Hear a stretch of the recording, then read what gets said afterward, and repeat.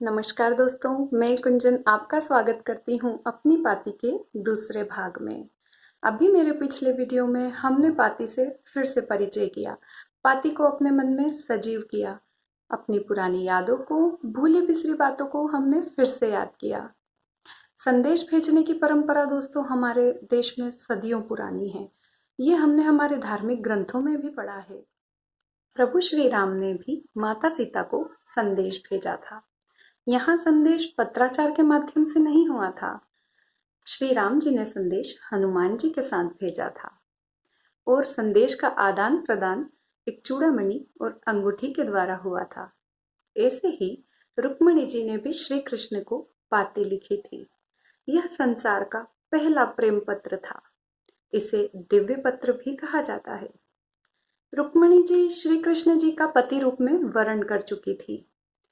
उन्होंने उस पत्र में उनके गुणों का, श्री कृष्ण जी के गुणों का उल्लेख कर उनसे यही आग्रह किया था, उनसे उन्हें स्वीकार करने का निवेदन किया था। ऐसे ही इतिहास में कई और पत्र हैं जो पढ़ने, सुनने और समझने योग्य हैं।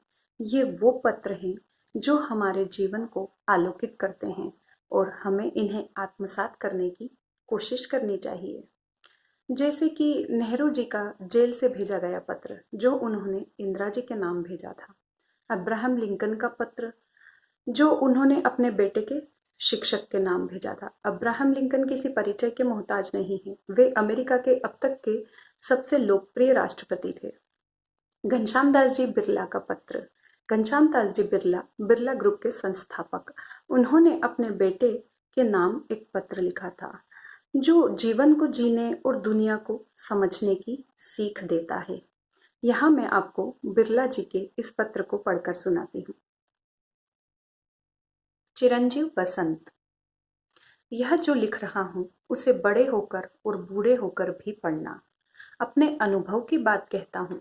संसार में मनुष्य जन्म दुर्लभ है। मनुष्य जन्म पाकर जिसने शरीर का दुरुपयोग किया वह पशु है। तुम्हारे पास धन है, तंदुरुस्ती है, अच्छे साधन हैं। अगर उनको सेवा के लिए उपयोग किया तब तो साधन सफल हैं, अन्यथा वे शैतान के औजार हैं। तुम इन बातों को ध्यान में रखना। धन का मौज शौक में कभी उपयोग न करना। ऐसा नहीं कि यह धन सदा रहेगा ही, इसलिए जितने दिन पास में है उसका उपयोग सेवा के लिए करो। अपने ऊपर कम से कम खर्च करो, बाकी जन कल्याण और दुखियों का दुख दूर करने में व्यय करो। धन शक्ति है। इस शक्ति के नशे में किसी के साथ अन्याय हो जाना संभव है। इसका ध्यान रखो कि अपने धन के उपयोग से किसी पर अन्याय ना हो। अपनी संतान के लिए भी यही उपदेश छोड़कर जाओ। यदि बच्चे मौज शौक ऐश आराम वाले होंगे तो पाप करेंगे और हमारे व्यापार को चौपट करेंगे। ऐसे नालायकों को धन कभी न देना। उनके हाथ में जाए इससे पहले ही जन कल्याण के किसी काम में लगा देना या गरीबों में बांट देना। तुम उसे अपने मन के अंधेपन से संतान के मोह में स्वार्थ के लिए उपयोग नहीं कर सकते। हम भाइयों ने अपार मेहनत से व्यापार को बढ़ाया है, तो यह समझकर ही कि वे लोग धन का सदुपयोग करेंगे। भगवान को कभी न भूलना, वो अच्छी बुद्धि देते हैं।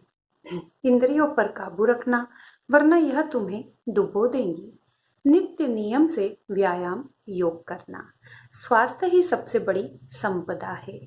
स्वास्थ्य से कार्य में कुशलता आती है, कुशलता से कार्य सिद्धि और कार्य सिद्धि से समृद्धि आती है। सुख समृद्धि के लिए स्वास्थ्य ही पहली शर्त है। मैंने देखा है कि स्वास्थ्य संपदा से रहित होने पर करोड़ों अरबों के स्वामी भी कैसे दीनहीन बनकर रह जाते हैं।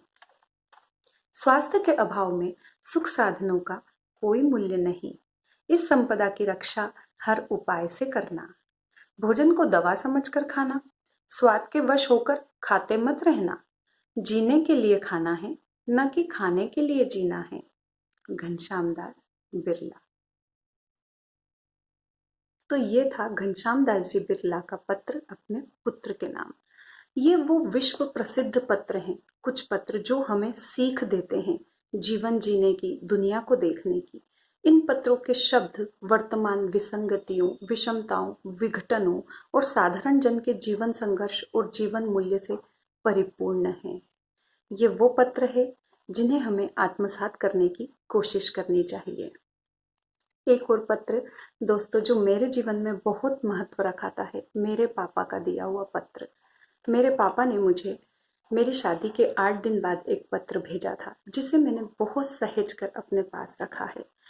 आज भी जब मैं बहुत परेशान हो जाती हूँ तो मैं उस पत्र को निकाल कर पढ़ती हूँ, जो मुझे बहुत हिम्मत और साहस देता है। वह पत्र मेरे पापा के द्वारा दिया गया मेरे जीवन का सबसे अमूल्य तोहफा है। उसे मैं हमेशा सहेज कर और संभाल कर रखूंगी। आपको भी दोस्तों आपके किसी बड़े ने या किसी दोस्त ने कोई पत्र दिया हो तो उसे बहुत सहेज और संभाल कर रखिएगा। तो ये थी दोस्तों कुछ प्रेरणादायी पत्र, ऐतिहासिक पत्र और विश्व प्रसिद्ध पत्रों पर हमारी एक छोटी सी बातचीत। आपकी कुशल कामना के साथ मैं इजाजत चाहती हूँ। नमस्कार दोस्तों।